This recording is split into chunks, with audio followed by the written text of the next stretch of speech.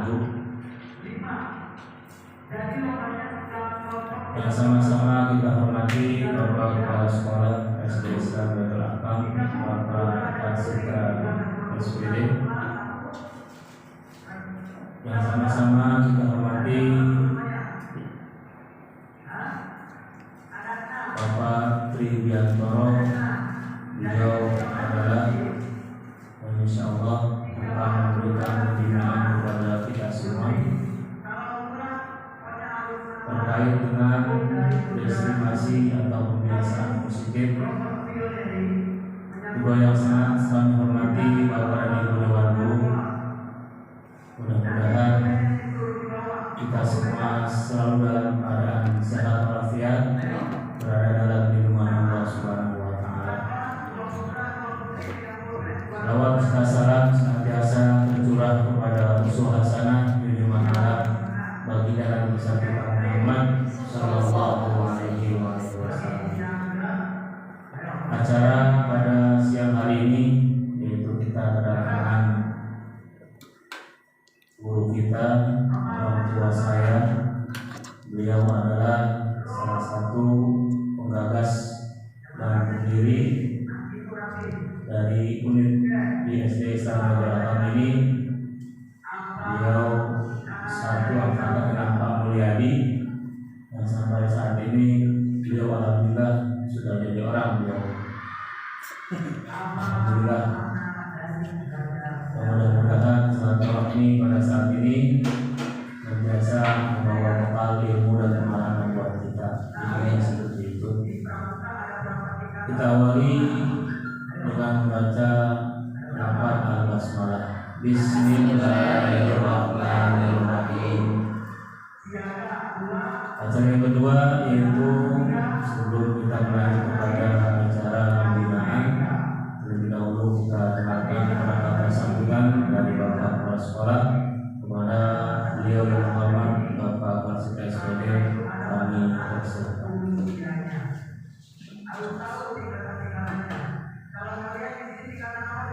Bismillahirrahmanirrahim. Assalamualaikum warahmatullahi wabarakatuh. Waalaikumsalam warahmatullahi wabarakatuh. Bismillahirrahmanirrahim. Wassalamualaikum warahmatullahi wabarakatuh. Yang kami hormati sahabat orang tua yaitu Bapak Triwiantoro yang hari ini alhamdulillah hadir sebagai narasumber guru penggerak yang berbagi kebaikan, yaitu berbagi ilmu untuk guru-guru kami di SD Islam Baitul Akam, serta yang kami hormati majelis guru SD Islam Baitul Akam. Bersyukur kepada Allah Subhanahu wa Ta'ala atas segala nikmat Islam serta nikmat sehat walafiat, sehingga pada siang ini di hari yang baik ini, hari Jumat, kita dikumpulkan dan insya Allah akan mendapatkan kebaikan, yaitu dalam rangka kita terus bagaimana caranya untuk anak kita di SD Islam Baitul Akam ini karakternya terbentuk, yang merupakan dambaan semua orang tua. Dan pada hari ini salah satunya dalam rangka bagaimana kita membentuk karakter itu. Jadi saya minta untuk kebersamaannya, mari kita terus-menerus berusaha berupaya supaya kita anak yang memiliki karakter Islami dan karakter kebangsaan. Salam semoga pada dunia alam Nabi Muhammad SAW, keluarganya, sahabatnya, dan mudah-mudahan kita umatnya yang insya Allah akan mendapatkan sahabatnya. Amin. Sebelum kita akan paparan dan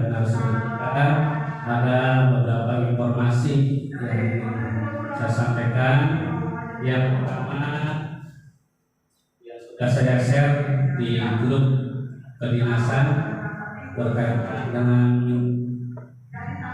Kota Tangerang. Saya harapkan di SD Israel Belakang bisa ikut berpartisipasi. Kali ini masih muda-muda, masih semangat mengikuti program video pembelajaran berdiferensiasi. Jadi saya harapkan untuk guru SD Israel Belakang untuk bisa mengikuti membuat video pembelajaran berdiferensiasi.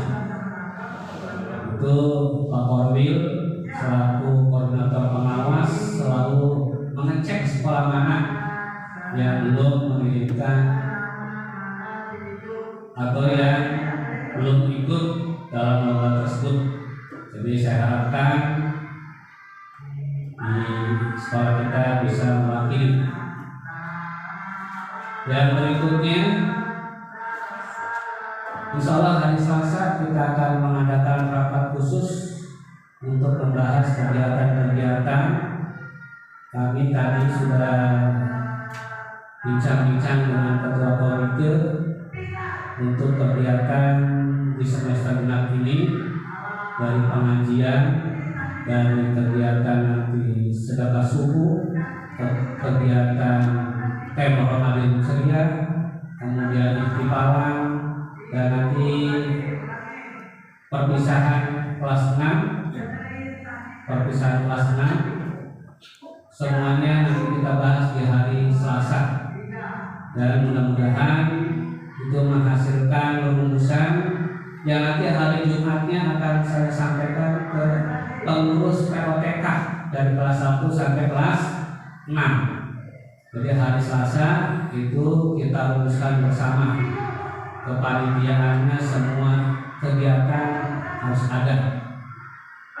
Ya, itu sebagai informasi yang perlu kita ketahui bersama.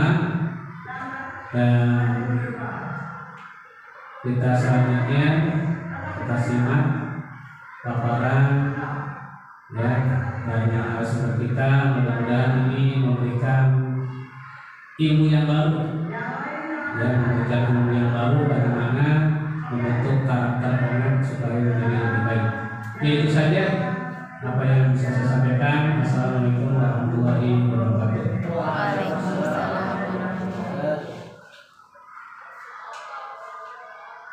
Terima kasih kepada Bapak Kepala Sekolah atas kata sambutannya. Berikutnya adalah pembinaan yang akan disampaikan langsung oleh Bapak Direktur SPD. Kami aturkan dengan segala hormat.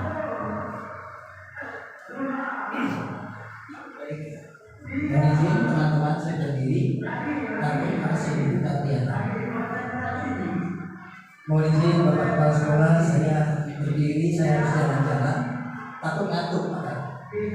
Dan Assalamualaikum warahmatullahi wabarakatuh. Waalaikumsalam warahmatullahi wabarakatuh. Alhamdulillah wa syukurillah, asyhadu an la ilaha illallah wa asyhadu anna Muhammadan abduhu wa rasuluh. Rabbi shrah li sadri wa yassir li amri wahlul 'uqdatam min lisani yafqahu qawli. Amma ba'du. Yang terhormat dan yang sama-sama kita hormati Bapak Kepala Sekolah SD Islam Belakang, Bapak Karsita SPDI, Bapak Wakil Kepala Sekolah Bidang Kurikulum Bapak Sunita SPDI, serta rekan-rekan teman-teman pendidik di SD Islam Belakang yang saya banggakan.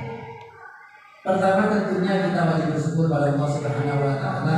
Kenapa kita harus bersyukur? Karena kita ada di sini semua atas semata-mata izin Allah. Tidak mungkin kita bisa hidup, bisa berdiri di sini tanpa izin Allah. Yang kedua, salawat dan salam mari sama-sama kita sajikan kepada Nabi besar Muhammad Sallallahu Alaihi Wasallam, kepada keluarganya, sahabatnya, dan mudah-mudahan di akhir akhir nanti kita semua mendapat syafaat dari beliau. Amin ya rabbal alamin. Baik, Bapak Ibu sekalian, kalau saya sampaikan sebenarnya bukan narasumber ya, ini kewajiban saya sebagai calon guru penggerak. Dan nanti saya sih berharap teman-teman yang ada masih muda-muda ini ikut guru penggerak. Karena kalau informasi terakhir itu kalau mau jadi PPG dalam jabatan harus ada sertifikat guru penggerak. Nah, tugasnya nanti teman-teman yang di bidang tata usaha, bagaimana teman-teman yang di bidang politik itu dapat dapat PUBTK, kemudian bisa update di SIM PKB, dan di situ teman-teman bisa belajar banyak di SIM PKB. Di PMM-nya sudah di PMM belum? Sudah ada di PMM belum? Platform pendidikan mengajar. Dapoliknya. Baik.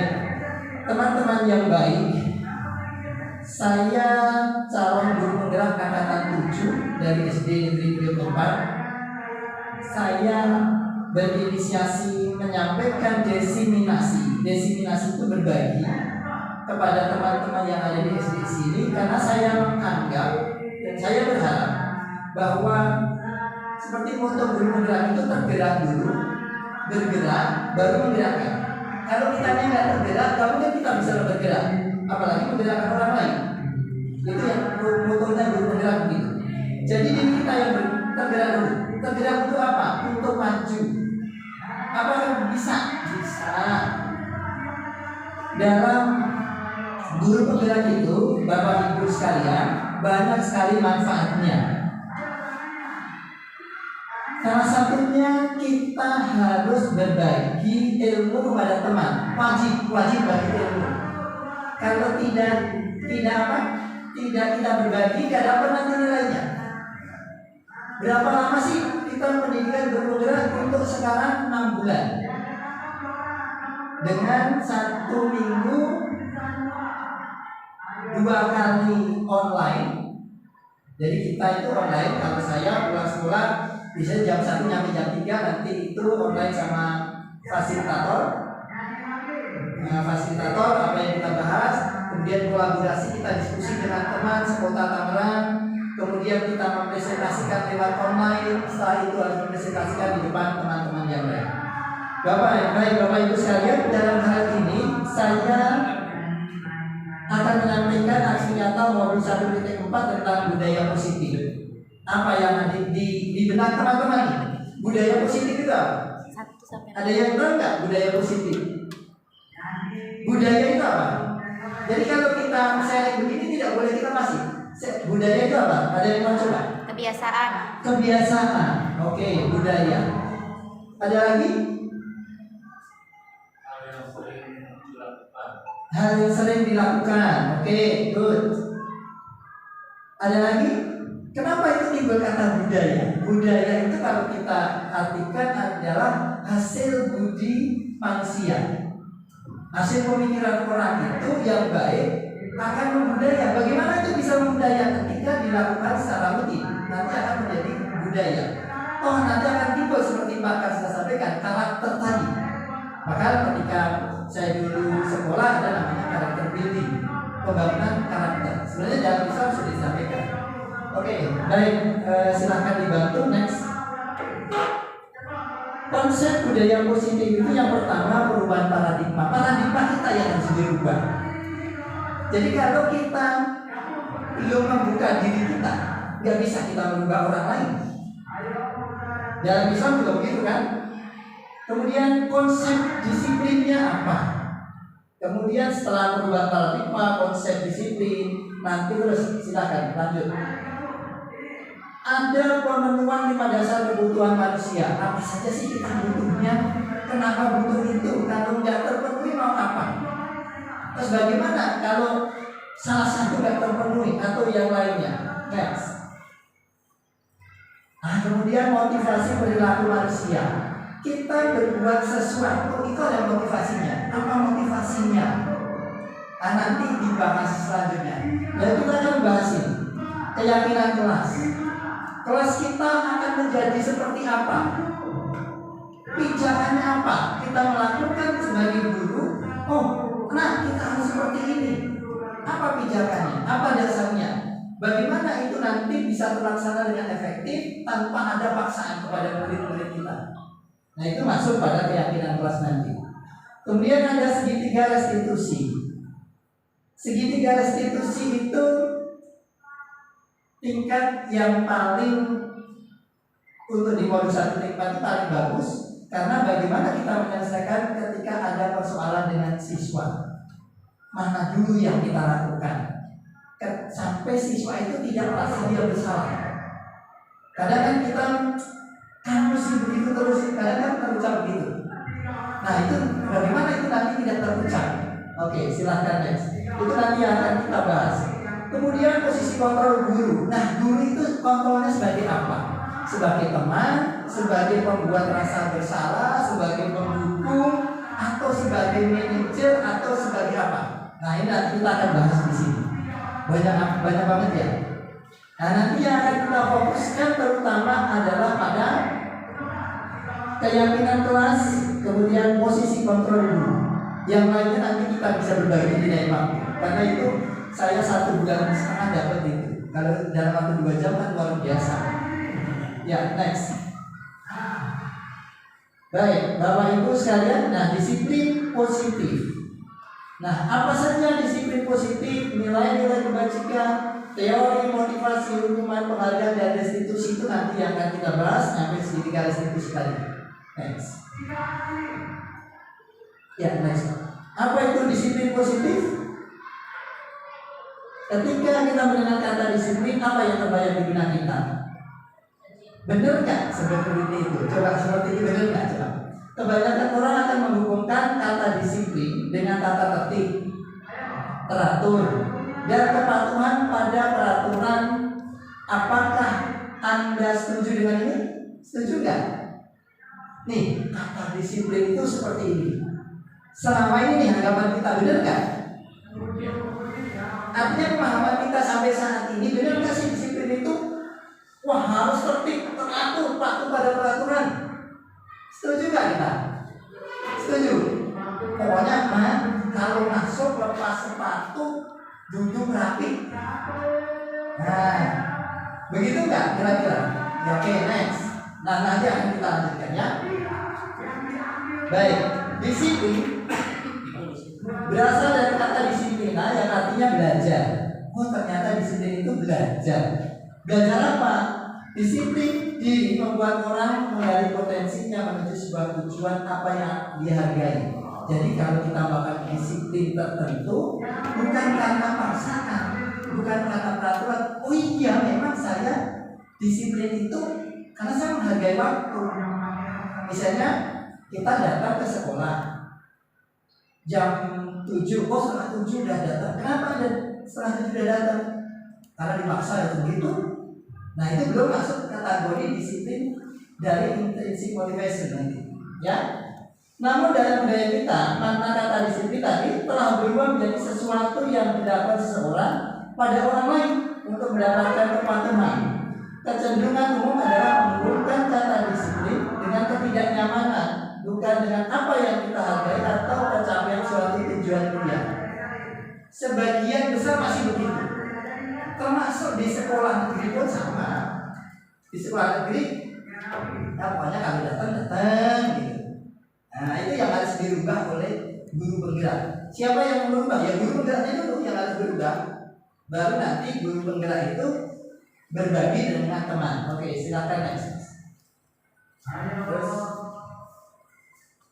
nah ini yang menjadi bapak pendidikan kita, menyampaikan bahwa di mana ada kemerdekaan disitulah ada disiplin kuat. Sungguh pun disiplin itu bersifat self disiplin, yaitu kita sendiri yang mewajibkan kita dengan sekeras-kerasnya, tetapi itu sama saja. Sebab jikalau kita tidak cakap melakukan self disiplin, wajiblah penguasa lain mendisiplinkan diri kita. Dan peraturan demikian itulah harus ada dalam suasana yang merdeka. Dalam Ki Hajar Dewantara pemikiran konsentrasi terhadap siswa pendidikan. Nah, ini ada dari buku Ki Hajar Dewantara menyampaikan kalau kita belum bisa disiplin karena internal kita, ada pihak lain yang mendisiplinkan kita. Nah, oke, lanjut. Dengan kata lain, seorang yang memiliki disiplin diri berarti mereka bisa bertanggung jawab dengan apa yang dilakukannya, karena mereka mendasarkan tindakan mereka pada nilai-nilai kebajikan universal. Oke, yang di sini kebajikan universal itu apa yang di benak teman-teman? Nilai kebajikan universal itu apa? Ayo, apa kira-kira? Menurut ibu apa kebajikan universal? Belum. Ada yang mau coba? Volunteer? Apa itu kebajikan universal? Universal itu apa? Menyeluruh. Universal. Universal itu artinya umum. Jadi kebajikan itu kebaikan umum. Artinya di situ, kalau saya bilang itu sebenarnya kita dalam Islam sudah kebajikan universal itu kebajikan yang sama-sama disepakati terlepas dari latar belakang apapun. Latar belakang agama, latar belakang pendidikan, latar belakang sosial. Semua menerima itu. Contohnya misalnya gini. Di kelas harus tertib ya. Padahal itu kata itu untuk mereduksi jangan berisik. Dengan kata di kelas kita sepakat tertib ya.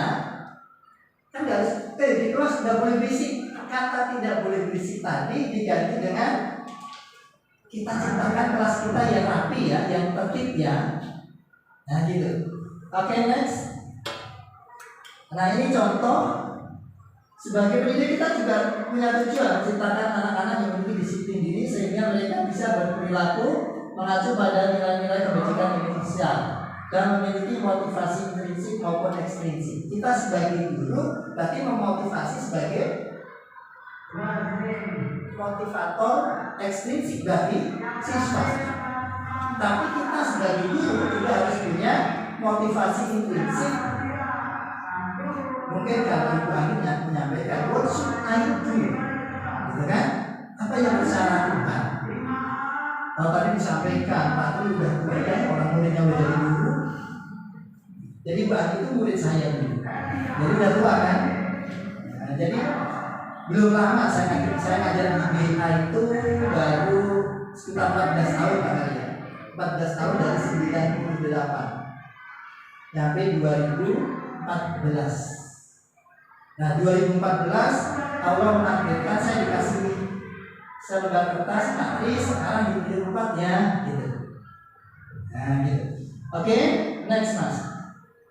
Nah nilai-nilai kebajikan itu di sini ada profil pelajar Pancasila, ada IBO Primary Year Students, ada 9 karakter Indonesia Heritage Foundations, ada penduduk sumber hidup dan keterampilan hidup, ada the 7 essential virtues, building moral intelligence, ada virtues project atau project nilai-nilai kebajikan. Ini nilai-nilai kebajikan dari 6 institusi. Mana yang kita bisa ambil? Oke, next.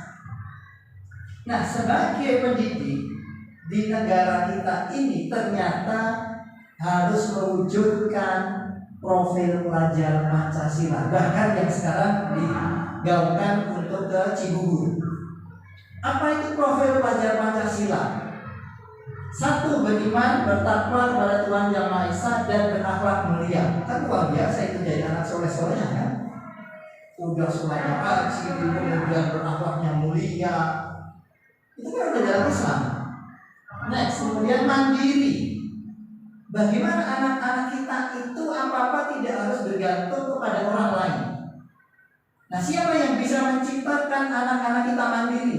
Kalau di sekolah menjadi tanggung jawab kita. Apakah nanti berhasil? Belum tentu. Kalau di rumahnya dijadikan anak emak, kan gitu. Nah itulah nanti perlunya komunikasi dengan orang tua.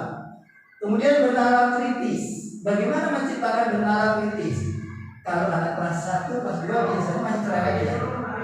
Bu, ini apa? Gitu. Bahkan di sana itu ada anak yang wali terus. Itu di negeri udah biasa. Di sini begitu enggak? Sama. Dan kita kalau sekarang kurikulum Merdeka Belajar ini sama sekali nggak boleh bentak anak itu kan? Nggak bisa. Itu namanya nanti Bapak Ibu akan belajar yang tadi Pak Kasita sampaikan, bagaimana belajar dengan berdiferensiasi. Nanti kalau Bapak Ibu mau mengikuti lomba pembuatan video berdiferensiasi, harus pelajari dulu diferensiasi itu apa. Ya, itu nanti mungkin saya kirimkan ke Pak Kasita ada contoh-contoh video apa sih diferensiasi, kenapa yang berdiferensiasi, aspek mana saja yang disebut diferensiasi. Nah, juga pendidikan global, inilah pendidikan global. Jadi kalau nggak boleh ya, misalnya ada teman yang berbeda keyakinan. Nah, itu rawan kan? Kalau di negeri rawan banget. Nah, bergotong royong. Jadi bagaimana membuat anak-anak bergotong royong? Kan dalam level anak bergotong royong bisa saling memberikan pinjaman. Pinjam alat tulis segala macam itu. Kemudian kreatif. Nah, kreatif ini yang harus kita tumbuhkan. Jadi kalau sekarang boleh dari teman-teman menyampaikan kepada anak-anak, kamu boleh kok menyampaikan ke Bapak Ibu kalau jawab, Pak saya nggak bisa pakai tulisan, pakai apa? Gambar jongkok ya? Jawabnya pakai gambar. Gitu. Oke. Next, kemudian ada yang ini saya tidak bahas karena yang kita pentingkan di profil pelajar Pancasila. Oke, next mas.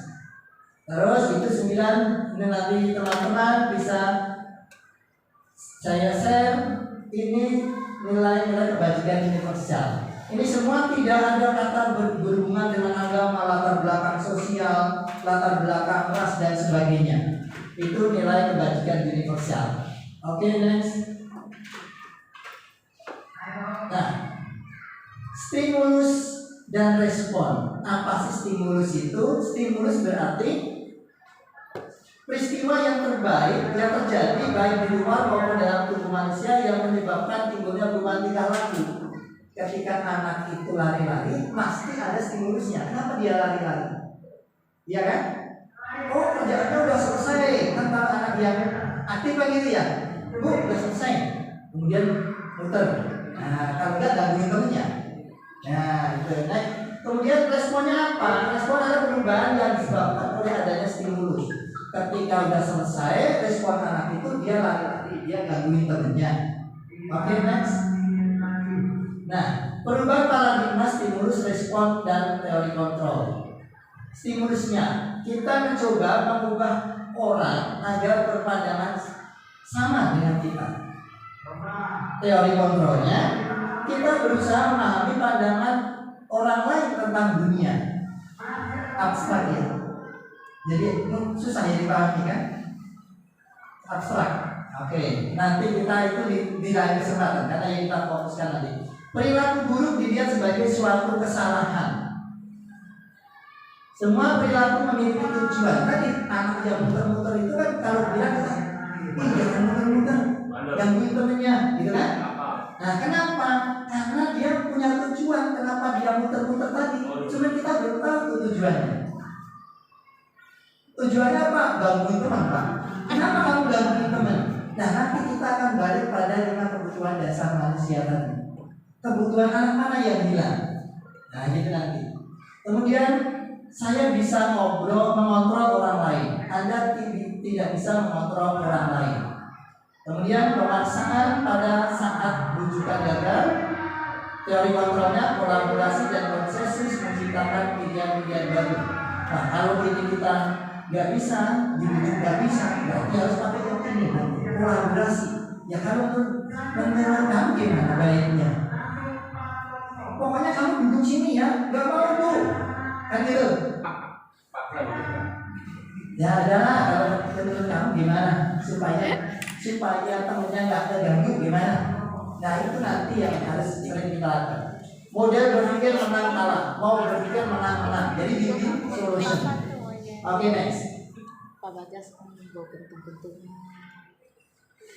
Oke, next. Nah, disiplin positif, teori kontrol dulunya dari video closure.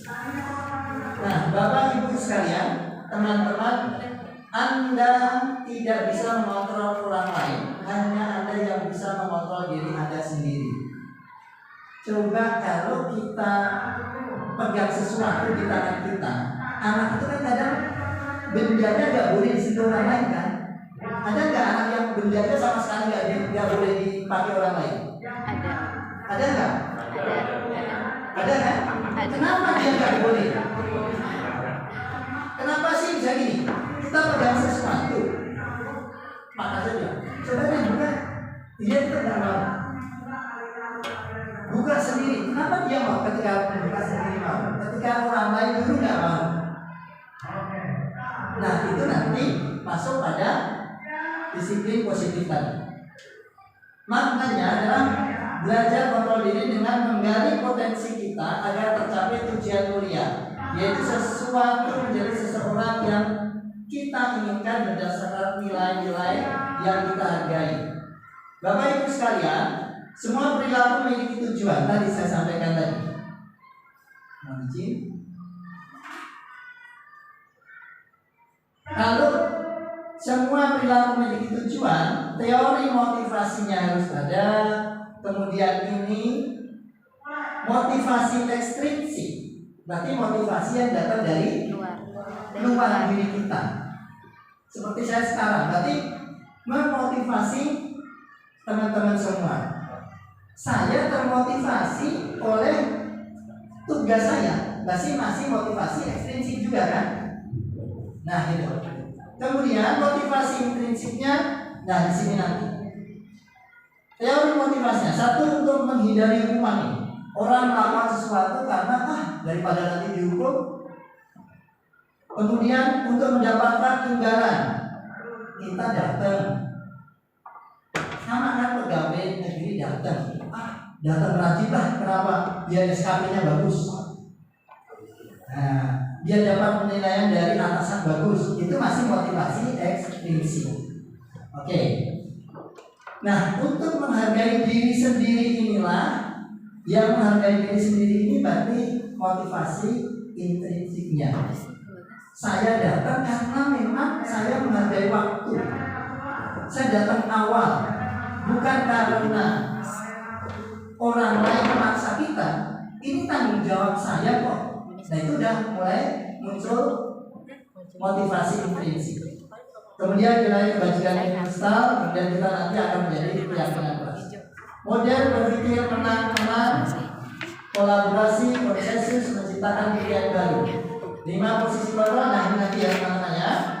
Ada guru sebagai penghukum, sebagai pembuat rasa bersalah, sebagai teman, sebagai pemantau, sebagai manajer. Ketika ini bisa kita kuasai, maka akan masuk segitiga restitusi. Segitiga restitusi itu apa? Pertama, menstabilkan identitas. Kedua, validasi kebutuhan. Dan ketiga, menanyakan keyakinan. Saya yakin teman-teman masih abstrak yang di situ. Nyambung belum? Belum. Ya, baik. Nanti kita akan masuk pada yang ini tadi, segitiga restitusi dan keyakinan keras. Next, Mas. Terus, nah, bagaimana seseorang bisa berubah paradigmanya? Stimulus respon pada pendekatan teori. Stephen L. Covey mengatakan bila kita ingin membuat kemajuan perlahan, sedikit-sedikit ubahlah sikap atau perilaku Anda. Berarti kita kan yang harus berubah diri kita. Kemudian, namun bila kita ingin memperbaiki cara-cara utama kita, maka kita perlu mengubah kerangka acuan kita. Pola pikir kita yang harus diubah. Ubahlah bagaimana Anda melihat dunia, bagaimana Anda berpikir tentang manusia. Ubahlah paradigma Anda, skema pemahaman dan penjelasan aspek-aspek tertentu tentang realitas. Nah, ini bagi yang pertama yang harus diubah banyak. Apa ya teman-teman? Kalau mau pelan-pelan, sikapnya. Tapi kalau kita mau perbaiki cara utama kita, yang diubah kerangka acuan kita. Jadi pola pikir kita yang harus dirubah. Sama Bapak Ibu teman-teman semua, saya dulu awal guru penggerak 1 itu gak kepikir. huruf penggerak 2 nggak kepikir, ketiga nggak kepikir, kelima baru kepikir. Sudah isi semua, lupa. Itu nyata, rekomendasi dari kepala sekolah saya upload. Gagal di angkatan kelima. Angkatan ketujuh masuk, isinya sama, masukin rekomendasi dari kepala sekolah, lolos. Nah itu nanti teman-teman coba ya, next. Nah, teori motivasi, hukuman, dan penghargaan restitusi. Baik teman-teman semuanya, orang melakukan sesuatu motivasi perilaku manusia. Menurut Gary Dawson dalam bukunya Restructuring Disiplin menyatakan ada 3 motivasi perilaku manusia. Yang pertama, menghindari ketidaknyamanan atau hukuman. Benar nggak sih itu? Murid-murid datang ke sekolah, kenapa kamu datang pagi? Tak kalau lambat diserang, tak kalau lambat dihukum. Nah itu juga nanti harus kita hilangkan itu. Kedua, untuk mendapatkan imbalan atau penghargaan dari orang lain. Yang datang pertama dapat bintang, yang bisa menjawab dapat bintang. Nah ternyata itu kalau kita runtut nanti itu ternyata menjadi hukuman. Menurut awal kita kan benar ya? Iya kan? Ada teman-teman kita yang begitu, yang bisa jawab pertanyaan dapat bintang 1. Ternyata di balik sisi itu ada anak yang tidak bisa menjawab, dia merasa rendah diri. Tanpa kita sadari itu, kemudian menjadi orang yang mereka inginkan dan menghargai diri sendiri dengan nilai-nilai yang mereka percaya. Nah ini yang paling hebat, yang nomor 3 ini. Bagaimana menciptakan ini? Tentu adanya kebiasaan positif. Oke, next mas. Filosofi pendidikan menurut Ki Hajar Dewantara menuntut segala kodrat yang ada pada anak. Nah ini KHD, dalam buku KHD itu ya, KHD itu Ki Hajar Dewantara. Jadi kita itu sebagai guru hanya menuntut. Kalau menuntut berarti sudah ada potensinya belum? Kalau menuntut nih, ada potensinya belum anak-anak? Sudah ada bekalnya belum? Menurut teman-teman nih, anak-anak kita sudah ada bekal belum? Kalau guru itu sebagai penuntut? Belum. Oke. Menuntut segala kodrat anak agar mereka dapat mencapai keselamatan, kebahagiaan dan setinggi-tingginya sebagai manusia maupun sebagai anggota masyarakat. Ternyata begini teman-teman, kalau menurut KHD, setiap anak itu punya potensi masing-masing. Nah kita sebagai guru tidak bisa menyamakan si A harus seperti si B, si B harus seperti si C. Tidak bisa. Fungsi kita menyampaikan itu kepada anak-anak, kamu hebat. Saya punya anak kelas 5, saya ngajar kelas 5, itu dia senangnya di sejarah. Kalau pas matematika dia udah main kursi aja. Ketika sejarah langsung bisa. Pokoknya ketika matematika dia udah naik gitu. Nah, makanya kita menuntut itu teman-teman. Jadi menuntut itu kodrat anak di mana? Itu yang harus kita nanti sampaikan ke orang tua. Bu, bapak, ibu, putra putri bapak ibu itu hebatnya di sini. Jadi nggak bisa kita menuntut putra putri ibu hafiz Quran kalau dia tidak punya daya ingat yang tinggi. Mungkin dia nggak hafiz Quran, tapi dia bisa yang lain. Mungkin dia nggak master di matematik, tapi dia bisa di menggambar. Nah itu yang harus sama-sama kita serami sebagai pendidik. Seorang pendidik hanyalah menerapkan filosofi KHD dengan cara menghadirkan pembelajaran, memberi kesempatan seluas-luasnya kepada murid untuk mengembangkan minat, bakat, dan potensinya. Anak kita sudah punya minat pasti, cuman dia berbakat enggak lebih dahulu. Kalau sudah punya bakat, kemudian kita kembangkan. Nah itu fungsi kita. Jadi fungsi kita di sini nantinya supaya anak itu ke sekolah semua. Dan ini yang masih susah kan? Kalau jam mau pulang boleh, kalau jam sekarang kita pelajaran tematik yang matematika ya. Kalau kan ada matematika ya kelas bawah ada kan? 25 masih tematik ya. Oke, next Mas. Oke. Nah, apa sih yang dimaksud hukuman? Apa sih yang dimaksud konsekuensi? Nanti ya. Menurut Bapak Ibu hukuman itu apa? Ya, silakan Bu. Menurut Ibu hukuman itu apa? Pembuatan efek jerah. Ada lain? Menurut Ibu apa? Hukuman itu. Oh, apa Bu? Kalau menurut Ibu hukuman itu apa? Semua? Boleh. Nanti biar terekam. Hukuman itu macam reward, tapi untuk membuat tidak mengulangi. Agar yang membuat salah tadi tidak mengulangi lagi. Reward berarti punishment ya. Punishment ya, reward dan punishment itu hukuman. Ada yang pendapat lain? Apa Pak? Menurut Bapak apa itu hukuman?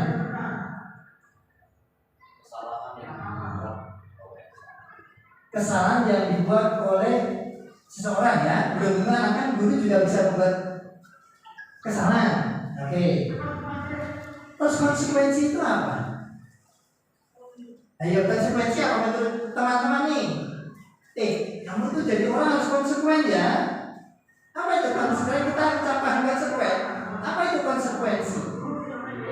Apa Pak? Pendirian. Oke, konsekuensi pendirian. Konsekuen. Oh, jadi orang kok gak konsekuen banget sih? Sering gak kita dengar itu? Apa itu konsekuensi? Tanggung jawab. Tanggung jawab itu apa? Sesuatu yang dia lakukan. Ketika dia berbuat salah, maka dia harus bertanggung jawab. Oke, itu konsekuensi. Nah, nanti apakah seperti itu atau tidak, nanti kita akan lihat. Jawabannya bukan saya yang jawab, nanti menurut di sini. Next. Nah, ini coba teman-teman. Di sini, nih, mencatat 100 kali dalam buku kali saya tidak akan terlambat lagi karena terlambat ini saya tidak akan terlambat karena anak itu terlambat sekolah, termasuk hukuman atau konsekuensi. Hukuman, oke. Lari menjadi lapangan basket 2 kali karena terlambat hadir di sekolah, hukuman atau konsekuensi? Hukuman. Murid diminta untuk push up 15 kali karena tidak menggunakan masker ke sekolah. Hukuman atau konsekuensi? Hukuman atau konsekuensi? Konsekuensi semua. Nah, kita akan lihat membersihkan tumpahan air di meja tulis karena tersenggol pada saat belajar. Konsekuensi atau hukuman? Konsekuensi. Murid disuruh untuk mengenakan sepatu seharian di sekolah karena tidak mengenakan seragam sepatu. Konsekuensi apa hukuman? Hukuman. Lari mengisi sepak bola karena terlambat 10 menit. Hukuman apa konsekuensi? Oke, next. Saya tidak menyampaikan ini yang mana yang hukuman, mana yang konsekuensi. Silakan next. Berdasarkan bagian di atas, maka kita dapat simpulkan hukuman bersifat tidak terencana atau tiba-tiba. Anak atau murid tidak tahu apa yang terjadi dan tidak dilibatkan. Pokoknya kalau ini naik, itu maunya guru aja. Nah gitu, itu baru namanya hukuman. Anak nggak ngerti kenapa dia dihukum. Nah, oke. Kenapa hukumannya harus lari? Kenapa hukumannya harus nulis? Itu kan yang selama ini gitu ya. Nah itu yang sering dipakai banyak orang. Pokoknya push up. Pak, kenapa saya push up? Masih mau bantah Bapak. Pokoknya push up. Nah gitu. Yang kedua, hukuman bersifat satu arah dari pihak guru yang memberikan atau dan murid yang menerima satu hukuman tanpa melalui suatu kesepakatan atau pengarahan dari pihak guru baik sebelum atau sesudahnya. Hukuman yang diberikan bisa berupa fisik maupun psikis. Murid atau anak disakiti oleh suatu perbuatan atau kata-kata tanpa kita suruh, tapi kadang ucapan kita menghukumi anak tadi. Ya, kita nggak bisa.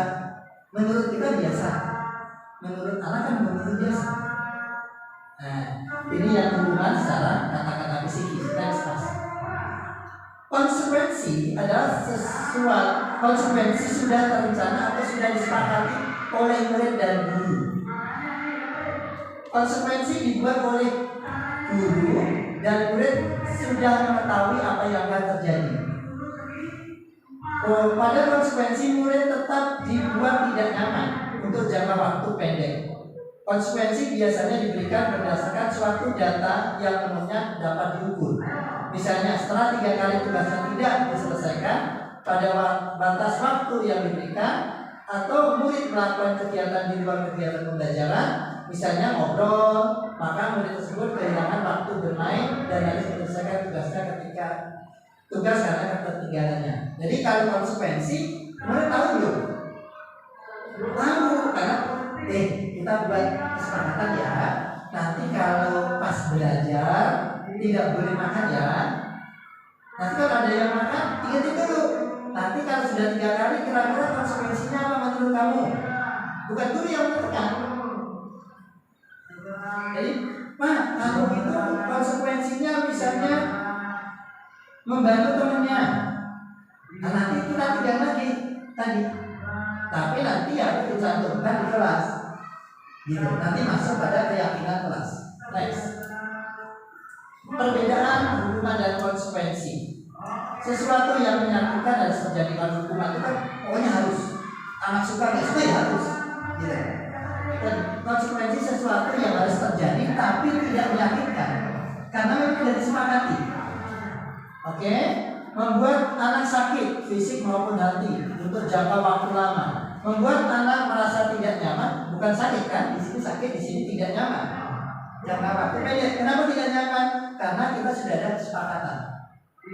Kemudian anak membenci disiplin, anak menghargai disiplin. Ya, kalau ini kan benci karena dihukum, karena dia nggak tahu kenapa harus dihukum. Kalau ini kan menghargai ya, karena memang saya sudah sepakat, kita sepakat ini. Ini dipaksa, ini stimulus dan tanggapan. Ini tanggapan anak menjadi konsekuensi tadi. Stimulusnya kesepakatan kita. Mendorong anak menyakiti diri sendiri, mendorong anak agar mudah menyesuaikan diri. Kalau ini tersakiti, ini berarti bisa menyesuaikan diri. Oh iya, kalau gitu saya nggak begitu lagi ya. Nah gitu. Konsep diri yang buruk, konsep diri yang baik. Kalau dihukum terus itu mah badan kok dihukum terus. Bu, si tahu apa tadi dihukum sama bu guru kenapa? Dia bandel. Nah, stigma bandel tadi karena hukuman. Tapi ketika konsekuensi, konsep diri yang baik. Oh iya, saya melakukan ini karena memang saya melanggar kesepakatan. Jadi dia punya rasa tanggung jawab tadi. Anak belajar untuk menyembunyikan kesalahan, anak belajar untuk mematuhi peraturan. Kalau salah, kadang di sekolah salah, di rumah kamu dapat nilai berapa? Dia bohong supaya dia tetap dikirain bagus. Nah ini yang harus kita mulai kurangi. Next. Apa itu restitusi? Nah sekarang masuk restitusi. Baru dengar sekarang apa pernah dengar Bapak Ibu sekalian? Pernah dengar belum restitusi sebelum ini? Pernah dengar belum Pak restitusi? Sudah, tapi belum tahu maknanya restitusi. Nah, yang next kita akan belajar apa itu restitusi. Next. Restitusi adalah proses menciptakan kondisi bagi anak untuk memperbaiki kesalahan mereka sehingga mereka bisa kembali pada kelompok mereka dengan karakter yang kuat. Bagaimana ini nanti kita praktekkannya? Restitusi juga merupakan proses kolaboratif yang mengajarkan murid untuk mencari solusi untuk masalah mereka dan membantu murid berpikir tentang orang seperti apa yang mereka inginkan dan bagaimana mereka harus memperlakukan orang lain menurut Johnson 1996. Sampai sini bingung apa enggak? Masih bingung karena masih abstrak ya. Ini kayak kuliah gitu jadinya kan. Kayak bahasanya tinggi kuliah gitu kan. Padahal sudah S1 gitu kan. Oke, next. Oke. ciri-ciri restitusi. Nah, satu, bukan untuk menebus kesalahan, namun untuk belajar dari kesalahan. Nanti kita praktekkan sedikit. Dua, memperbaiki hubungan. Ketiga, tawaran bukan paksaan. Keempat, restitusi menuntut untuk melihat ke dalam diri. Restitusi mencari kebutuhan dasar yang mendasari tindakan. Tapi berbuat itu apa sih kebutuhan yang dasarnya yang belum terpenuhi? Oke. Kemudian restitusi fokus pada karakter bukan pada tindakan. Anak nanti kalau kita pakai identifikasi masalah nanti akan menjadi apa? Kemudian restitusi fokus pada solusi. Restitusi mengembalikan murid yang berbuat salah pada kelompoknya. Jadi ketika anak tadi salah, kita sudah melakukan restitusi, dia balik ke kelompoknya, dia nggak merasa bersalah. Itu nanti bagaimana caranya? Kalau sekarang mesti nggak akan ke Uber. Oke, next. Bolehkah kita memberikan penghargaan kepada murid? Boleh nggak? Boleh. Oke. Next, Mas. Nah, Al-Faqol mengembangkan baik penghargaan maupun hukuman adalah cara-cara mengontrol perilaku seorang yang menghancurkan potensi untuk pembelajaran yang sesungguhnya. Bukan kata saya ya, kata Al-Faqol. Menurut Kohn, secara ideal tindakan belajar itu sendiri adalah penghargaan sesungguhnya. Tindakan memberi penghargaan nilainya sama dengan menghukum seseorang. Coba. Tapi makanya pemerintah tidak ada ranking kan? Tidak ada peringkat kan? Karena nanti tapi peringkat itu kan menurut kita dulu itu suatu penghargaan. Ya kan? Ternyata menghargai orang yang dianggap berhasil tadi sama saja menghukum karena dia ini memastikan bahwa belajar itu sebenarnya penghargaan. Saya juga ketika ini disampaikan, saya juga kaget. Itu banyak yang dulu CGP itu protes. Kalau gitu gimana Pak solusinya? Itu alat diskusi 2 jam bisa sampai 3 jam. Oke, jadi penghargaan maupun hukuman ada cara mengontrol. Hanya cara kita mengontrol kan. Kalau kamu nanti nilainya bagus bisa dapat ranking kan, karena gitu kita. Nah, ternyata ini menghancurkan potensi dan untuk pembelajaran yang sesungguhnya. Gitu. Next, Mas. Kita masuk keyakinan kelas. Apa keyakinan kelas? Orang masih asing semua sih Pak. Apa menurut teman-teman keyakinan kelas itu apa? Kesepakatan kelas. Kenapa harus ada kesepakatan kelas? Oke, agar kelas berjalan dengan baik. Bagaimana membuat kesepakatan kelas? Perjanjian murid teman dengan guru. Oke, teman dengan teman, guru dengan murid, gitu ya. Oke, next ya Mas, lanjut. Yuk, terus. Pernah dengar gini nggak?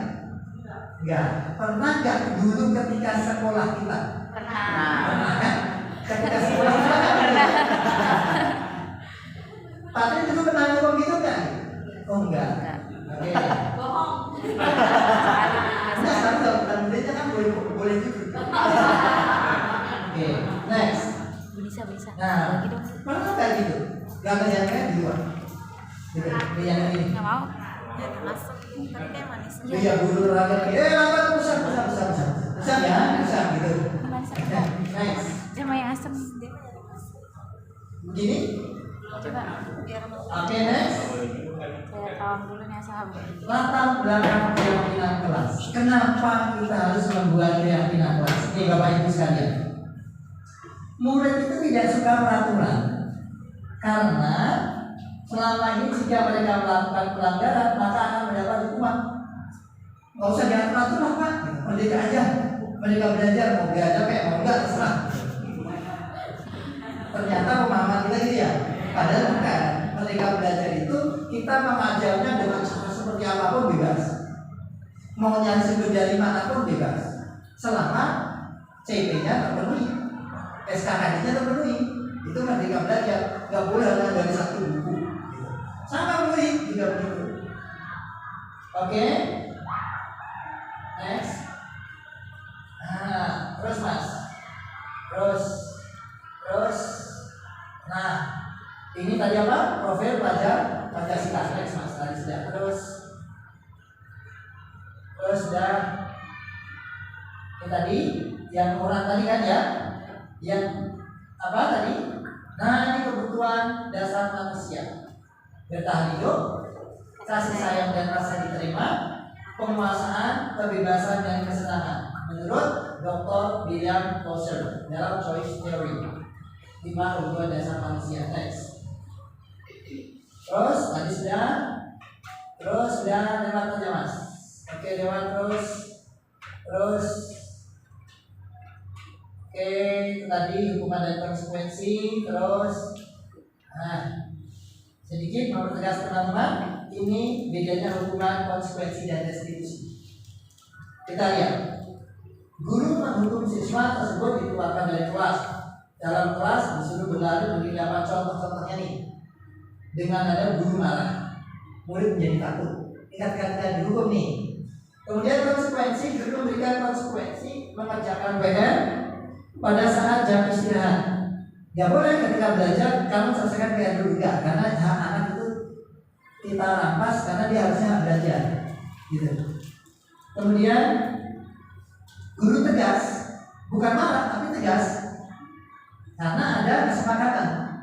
Kemudian murid menghormati peraturan. Oke. Ketika restitusi, guru menanyakan kelas dirinya dan membantu siswa menyelesaikan masalah. Guru terbuka, murid menghormati dirinya. Itu nanti restitusi kita bahas di sesi berikutnya. Next mas. Ngapain sih harus ada keyakinan kelas? Kenapa keyakinan kelas? Tidak peraturan. Kalau peraturan siapa yang bikin? Guru. Kalau keyakinan? Nah ini. Mengapa keyakinan kelas? Mengapa tidak peraturan kelas? Kalau keyakinan kelas, murid menciptakan yang merdeka dan punya disiplin diri yang kuat. Menumbuhkan budaya positif di sekolah dengan meyakini nilai-nilai kebajikan universal. Next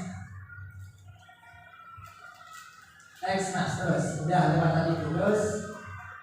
Nah, kegiatan membuat keyakinan kelas. Pertama, berdiskusi tentang peraturan.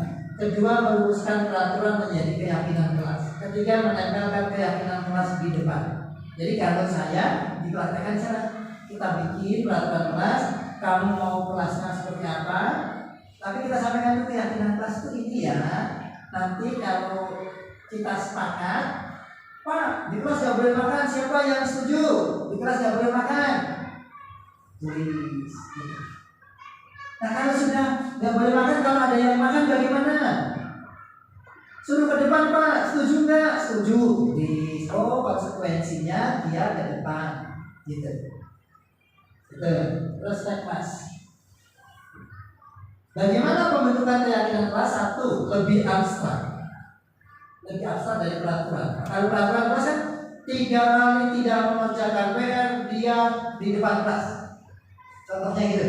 Nah kalau peraturan keyakinan kelas tidak boleh begitu, abstrak gitu nanti di lain waktu saya sampaikan contohnya. Berupa pernyataan universal, dibuat dalam kalimat positif, tidak ada kata tidak boleh gitu.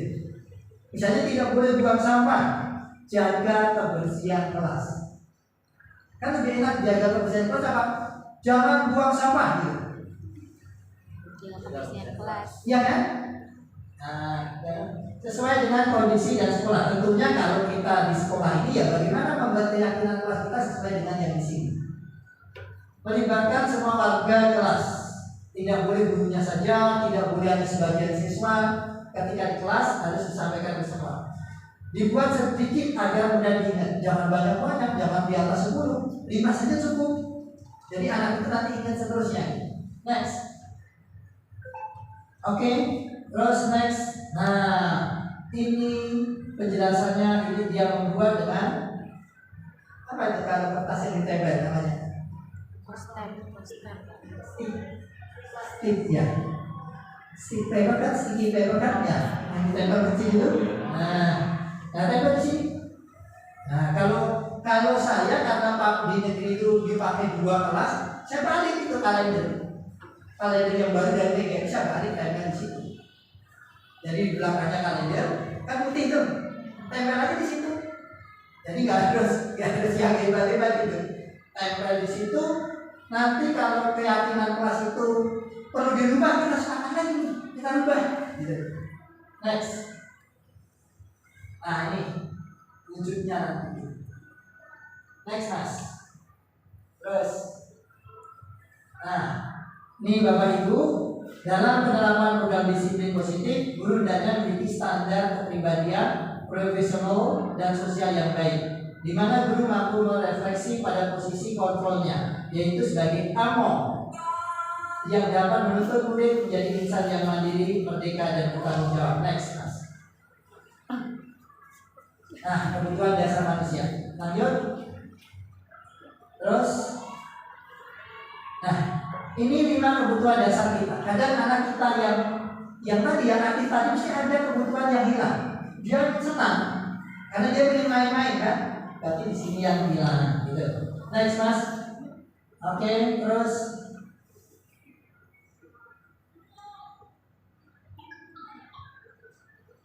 ada satu tujuan di balik setiap perilaku manusia. Begitu pula dengan murid-murid kita. Mereka memiliki tujuan di balik perilaku mereka. Salah satunya untuk memenuhi kebutuhan dasar mereka. Dresser menyatakan bahwa kapasitas untuk berubah ada dalam diri kita. Jika kita dapat mengidentifikasi kebutuhan apa yang mendorong perilaku kita, maka kita dapat mencari solusi untuk memenuhi kebutuhan tersebut dengan tindakan yang positif. Nah, nanti di sini kita yang tadi kebutuhan 5 kebutuhan dasar tadi mana yang hilang? Kadang sama kan kita waktunya aja kita ingin minum dulu, jadi ada kebutuhan yang hilang kan dari kebutuhan 5 tadi. Oke, next mas. Next. Nah, dunia berkualitas. Dunia berkualitas adalah tempat khusus dalam pikiran di mana berisi tentang gambaran dari semua yang kita inginkan. Artinya bayangan kita itu menjadi dunia berkualitas. Saya mau jadi seperti ini. Hal-hal yang terbaik dalam hidup yang membuat kita merasa bahagia dan terpenuhi kebutuhannya disebut dunia berkualitas. Bukan berarti dunia nyata kemudian kita punya segala macam, bukan. Next. 5 posisi kontrol. Next. Nah ini yang teman-teman, posisi penghukum. Kalau kita sebagai guru, sebagai penghukum akan seperti ini. Patuhi aturan saya atau awas ya. Gitu. Kamu selalu saja salah. Kamu lagi. Selalu yang terakhir selesai. Ya, kamu lagi dah. Gak selesai dari tadi. Nah, itu sebagai ternyata posisi kita sebagai penghukum. Next, membuat rasa bersalah. Ibu sangat kecewa sekali dengan kamu. Berapa kali Bapak harus memberitahu kamu ya? Bagaimana coba kalau orang tua kamu tahu kamu berbuat begini? Kamu ternyata itu kita sebagai pembuat rasa bersalah kalau kita ucapin itu.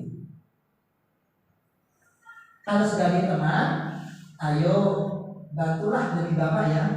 Jadi kita nih supaya gak ada jelek, gitu. Kamu tidak ingat bantuan ibu selama ini?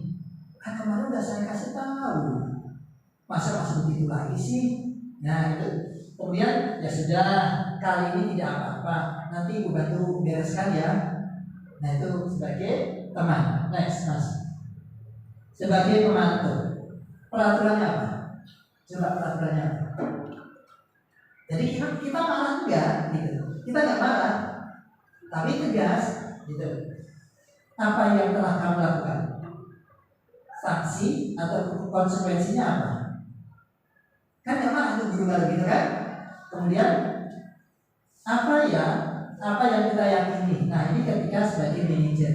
Kemudian jika kamu meyakininya, apakah kamu bersedia memperbaikinya? Apa rencana kamu untuk memperbaikinya? Next mas. Ini tadi Bapak Ibu, Kalau sebagai penghukum, guru itu menghardik, menyakiti perbuatannya, menunjuk-nunjuk, menyakiti, menyindir. Guru berkata, kalau kamu tidak melakukannya, awas ya. Hasilnya apa? Anaknya memberontak, menyalahkan orang lain, kemudian berbohong supaya gak dimarahin nanti lagi di rumah. Kemudian murid meletakkan guru di luar dunia berkualitasnya. Sama Pak itu mah gak enak, gitu kan? Dunia berkualitas kan tadi anak merasa senang, gitu kan? Kemudian murid berkata, biarkan aja, nanti juga marah-marah lagi. Ini kata muridnya, biarkan nanti juga marah-marah lagi. Dampaknya apa? Mengulangi kesalahan lagi. Nah, kemudian kalau guru posisinya ini disebut itu menghindari hukuman, 50 itu kan menghukum, membuat rasa bersalah. Hasilnya semua adalah menghindari hukuman. Pembuat rasa bersalah nih, berceramah mengatakan seharusnya ibu kecewa, kamu seharusnya sebagainya. Kemudian apa sih hasilnya? Menyembunyikan, menyangkal, berbohong. Enggak bu, saya enggak begitu. Nah gitu kan, anak-anak gitu tuh. Kemudian murid meletakkan guru dalam dunia berkualitas. Maafkan saya. Nanti anak udah mulai ngomong gitu tuh, bu maaf ya, gitu. Kemudian tapi apa dampaknya? Anak merasa rendah diri, ya saya mau salah dulu. Nah gitu. Nah kalau sebagai teman ini teman-teman ya, identitas berhasil nih. Kalau yang pertama identitas gagal, ini motivasinya identitas gagal, identitas berhasil, kontrol diri dari luar, mengharapkan imbalan atau ketergantungan pada orang lain. Nah, nih kalau mengharapkan imbalan atau ketergantungan dari orang lain, membuat alasan-alasan untuk muridnya. Kemudian, nih tadi sebagai teman-teman ya. Ayolah lakukan demi ibumu, demi gurunya bukan demi dianya. Jangan gitu lah, sama nggak enak sama makan. Nah gitu, itu berarti kita sebagai apa? Teman, masih sebagai teman. Tahan. Kemudian saya pikir bapak atau ibu teman saya ternyata begitu. Nah, ini kalau kadang-kadang kita dekat dengan anak, nanti ketika anak itu sudah bergantung kepada kita, anak gak mandiri, ya kan? Nah ini kita sebagai teman, apa sih dampaknya?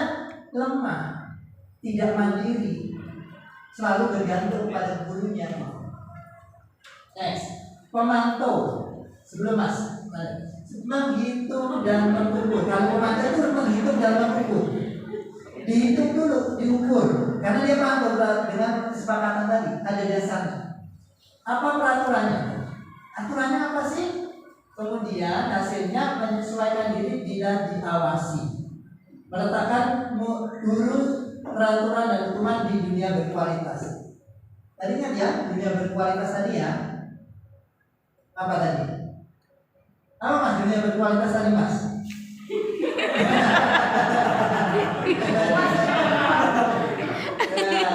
Oke.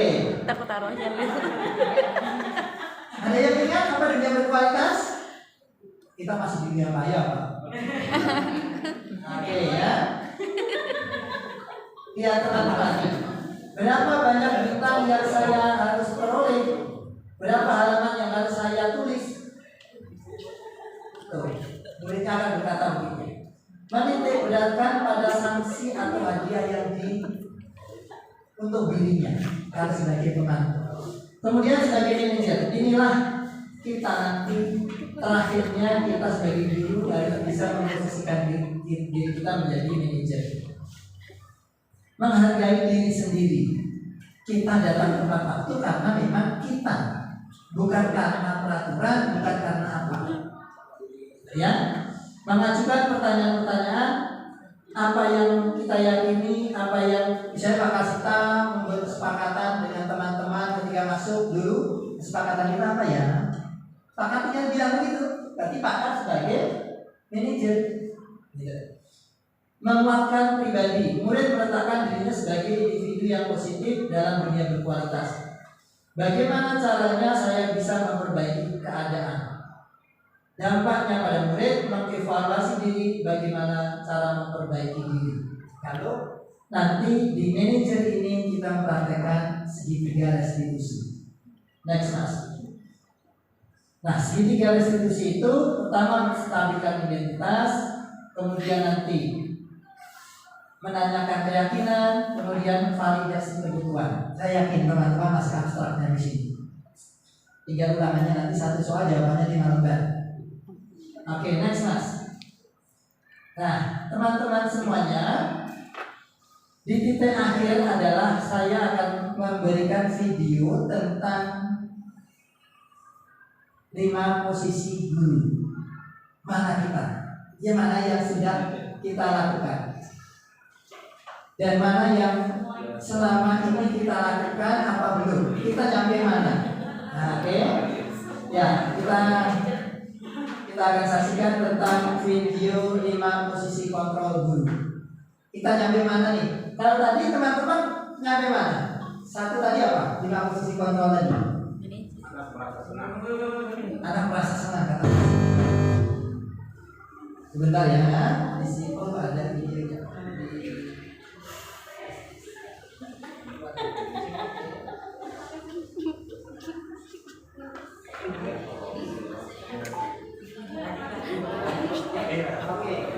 Baik teman-teman, sampai sana aja kalau mau minum. Ya, kita lihat 5 posisi kontrol dulu. Kita. Itu saja kalau. Dan Bapak Guru hebat dalam penerapan disiplin positif restitusi, salah satu program yang dikembangkan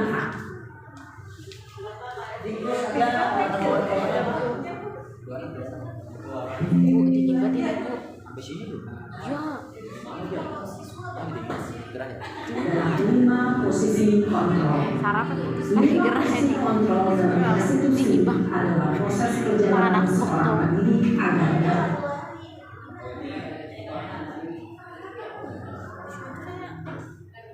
18,3 ada ngaruhnya. Hasilnya juga ada ngaruhnya.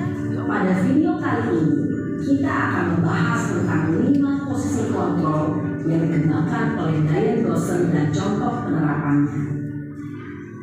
Ya, silakan teman-teman kita semua belajar dari sini.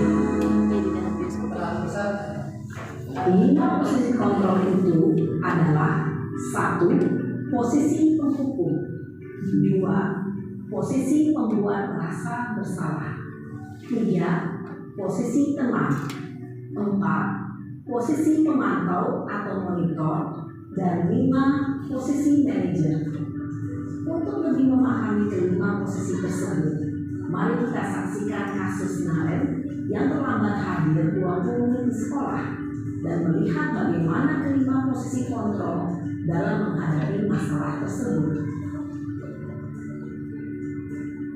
Nah, posisi penghukum apa ya? Kira-kira kasusnya seperti ini.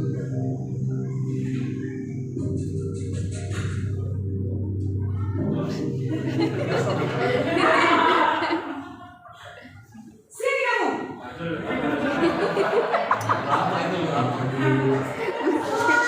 Terlambat. Pak Habib. Kamu deh, pasti terlambat. Aku saya Apa?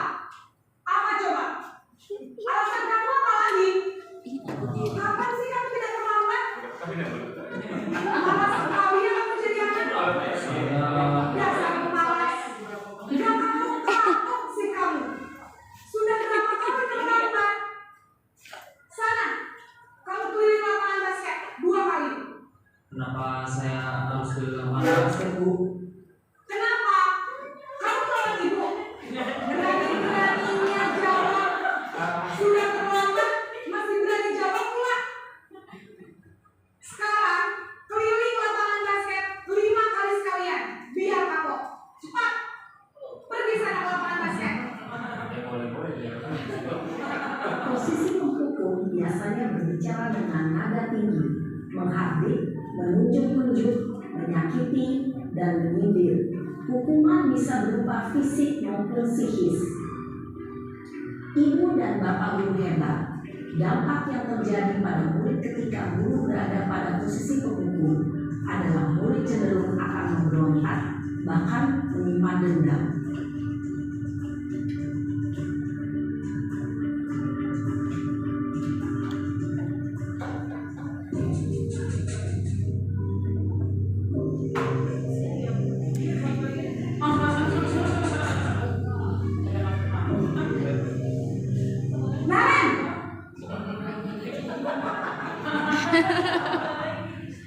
Selamat pagi Bu.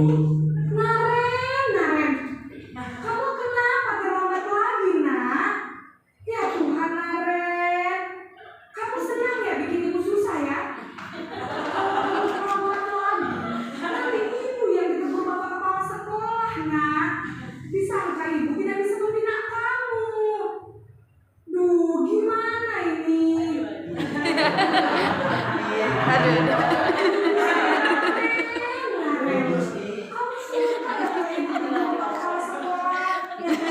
Terus, sekarang ibu harus tulis apa yang di buku absen? Ini kamu sudah sering terlambat loh. Ibu harus apa coba? Maaf Bu, maaf sekali. Ya sudah, lain kali jangan bikin ibu susah lagi ya nak ya. Ibu tidak akan kuat lagi kalau kamu gini terus. Bisa jadi. Sana cepat kelas.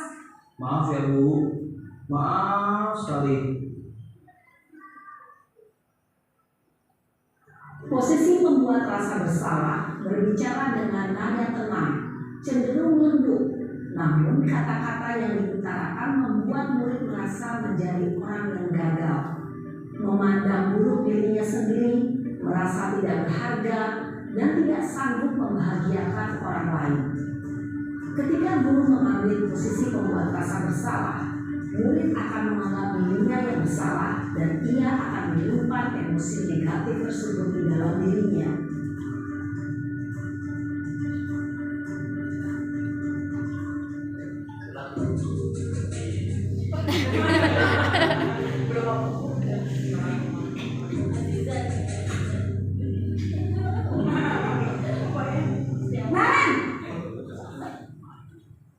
Waduh. Wah, sudah jam berapa ini nak? Terlambat lagi ya sayang. Iya Bu, habis ibu saya udah membangunkan saya Bu. Kamu malah menyalahkan ibu kamu. Kamu bukannya anak yang larinya paling kencang. Kok terlambat sih? Iya Bu, saya memang terlambat bangun tadi. Jadi biarpun saya lari kencang, tetap gak kencang Bu. Ya sudah sana, nanti lain kali larinya lebih kencang lagi ya. Biar terlambat lagi. Bikin senang ibu demi ibu. Bisa kan? Bisa Bu. Ya sudah sana masuk kelas. Ibu beresin urusan absen kamu. Kamu ini ada-ada saja. Dalam posisi teman, guru berbicara dengan nada suara ramah, akrab, cenderung bersenda gurau untuk menjaga suasana tetap santai. Murid akan merasa senang, aman, dan akrab dengan guru. Identitas yang tercipta adalah identitas sukses atau berhasil. Namun, perlu diingat, karena ini masih dorongan eksternal, maka ada faktor ketergantungan dari murid kepada orang tertentu. Di sini guru absennya, sehingga di lain waktu murid bisa berperilaku baik, namun hanya kepada orang-orang tertentu saja.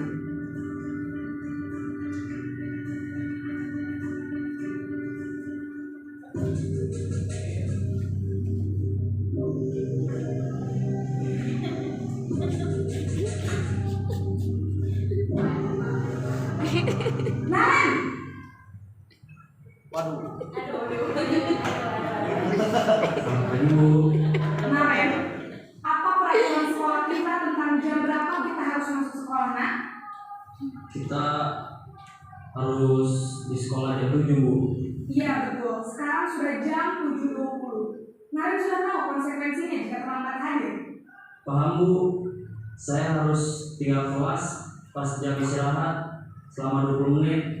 Ya benar, konsekuensinya demikian. Jadi nanti jam 9.30 pas istirahat, kamu harus tinggal di kelas, kerjakan tugas tambahan untuk ketertinggalan kamu, ya? Baik Bu. Posisi pemantau mengandalkan penghitungan atau data untuk mengontrol murid. Guru mengarahkan murid berdasarkan peraturan dan konsekuensi. Seorang pemantau menunjukkan bahasa tubuh dan ekspresi wajah yang datar dan cenderung formal.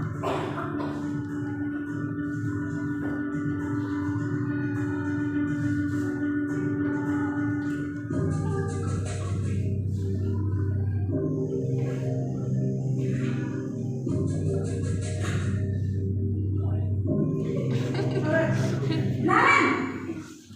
Waduh, Selamat pagi Bu. selamat pagi Naren.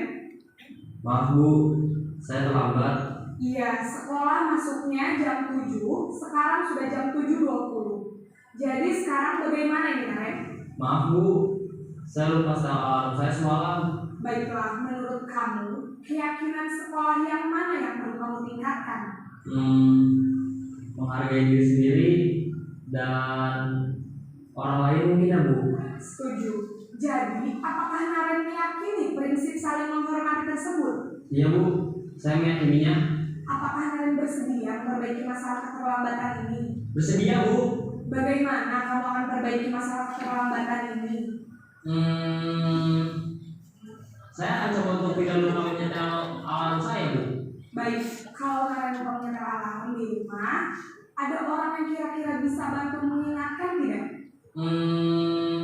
Ada Bu, kakak saya, Kak Emma. Ada lagi selain Kak Emma? Selain Kak Emma, ada ibu saya. Baik, jadi yang mengingatkan Naren adalah Kak Emma dan ibu kamu ya? Kira-kira akan mulai setel alarm kapan nih Naren? Setelah pulang sekolah, akan segera saya lakukan.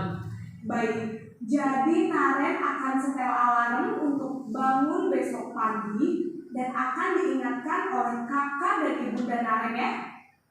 Ada lagi yang mungkin perlu dilakukan Naren agar tidak terlambat bangun lagi. Tidak ada Bu. Baik Naren, terima kasih untuk kerjasama kamu. Sekarang kamu perlu kembali ke kelas untuk belajar. Baik Bu, terima kasih.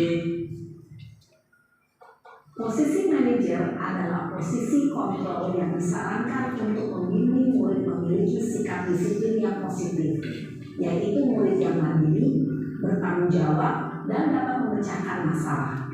Tujuan dari posisi ini adalah agar murid dapat berefleksi atas tindakannya. Guru akan dengan tulus memberikan pertanyaan-pertanyaan bermakna, sehingga membuat murid dapat belajar dari kesalahannya dan mencari sebuah solusi untuk menyelesaikannya. Ibu dan bapak guru hebat, setelah mengamati adegan kelima posisi kontrol tadi, kira-kira posisi mana yang paling ideal? Posisi mana yang dapat menunjang motivasi intrinsik murid? Ya, tentu posisi manajer. Posisi ini memang posisi ideal yang ingin dituju setiap pendidik. Pada posisi inilah, guru dapat menerapkan disiplin positif yang berpihak pada murid, yang memerdekakan murid. Perjalanan seorang pendidik tentunya tidak mudah untuk sampai pada posisi seorang manajer. Namun, tujuan kita pasti, yaitu menciptakan murid-murid yang mandiri, merdeka, dan bertanggung jawab. Semoga penggambaran 5 posisi kontrol yang telah diperlihatkan ini dapat menjadi ajang refleksi bagi kita semua, agar dapat terus mengasah dan menerapkan disiplin positif yang memerdekakan murid. Mari terus berlatih dan bersemangat. Selamat menerapkan. Salam dan bahagia Ibu dan Bapak Guru hebat. Oke, baik teman-teman sekalian. 5 posisi kontrol guru tadi tentunya tidak dicapai dengan mudah. Perlu jam terbang, perlu kedewasaan, perlu kerjasama, dan perlu keterbukaan, baik dari kita pihak sekolah maupun orang tua. Nah, teman-teman sekalian yang baik, yang hebat, nanti di lain kesempatan tentunya kita akan bisa bahas tentang keyakinan kelas Pak kalian. Bagaimana mewujudkan keyakinan kelas? Karena keyakinan kelas itu akan mendorong semua guru untuk bisa mencapai level manajer. Kan hebat kalau dia jadi manajer. Manajer apa? Manajer kelas. Manajer apa lagi? Manajer buat diri kita sendiri. Jadi bagaimana kita menghargai waktu, bagaimana kita memilih waktu dan seterusnya. Itu sebagai manajer. Walaupun gajinya kopral, kan? Gak apa-apa. Tapi kita sebagai manajer kan lebih hebat daripada jenderal tapi posisi jenderal atau posisi kopral tapi gaji jenderal. Bingung kan? Oke.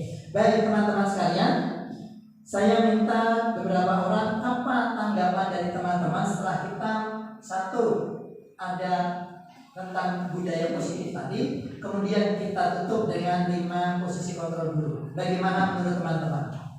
Silakan. Yuk, 1 atau 2 orang. Silakan. Nanti teman yang lain silakan. Ya, terima kasih. Setelah kita mengenalkan paparan tentang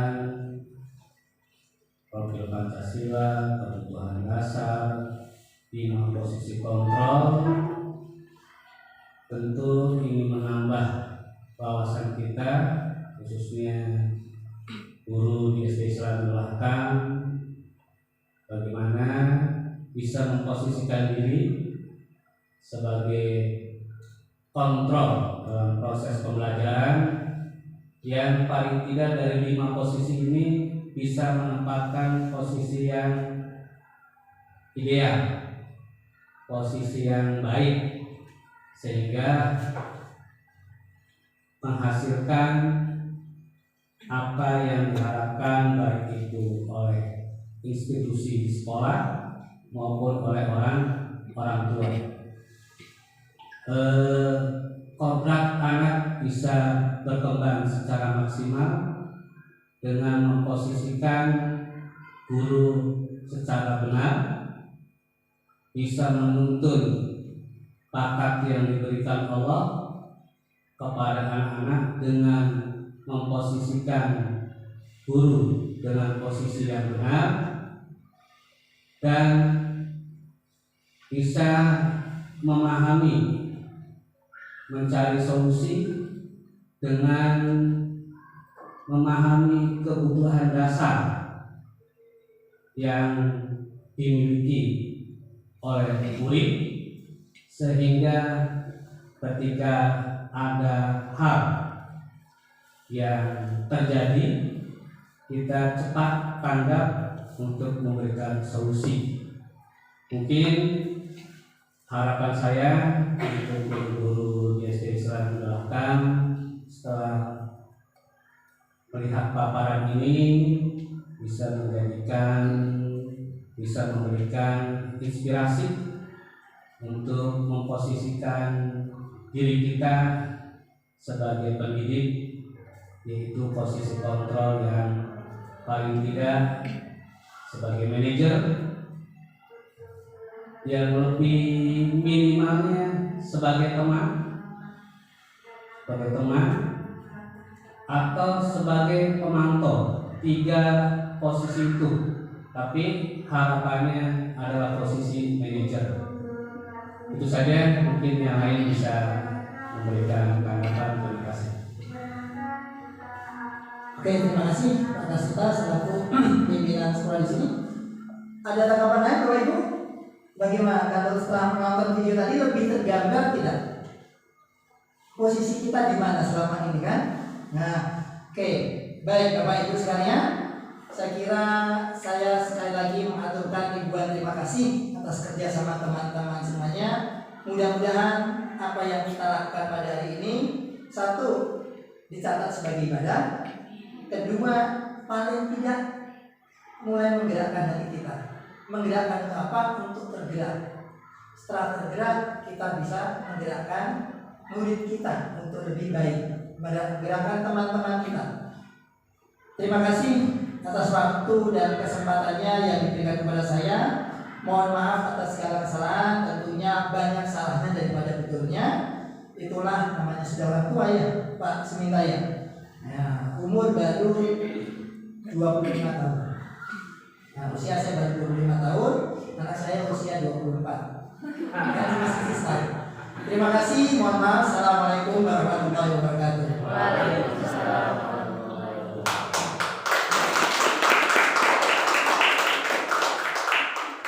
Ya, terima kasih kepada Bapak Dirjen atas motivasi dan ilmunya, pengalamannya yang telah beliau sampaikan. Tadi kepala sekolah telah menunjukkan setidaknya minimal kita sebagai memposisikan sebagai iman terakhir pada Reza seperti itu. Tentunya kita tutup acara kita dengan bersama-sama membaca lafaz Alhamdulillah. Terima kasih. Billahi taufiq wal hidayah. Assalamualaikum warahmatullahi wabarakatuh. Waalaikumsalam warahmatullahi wabarakatuh. Terima kasih teman-teman semua ya.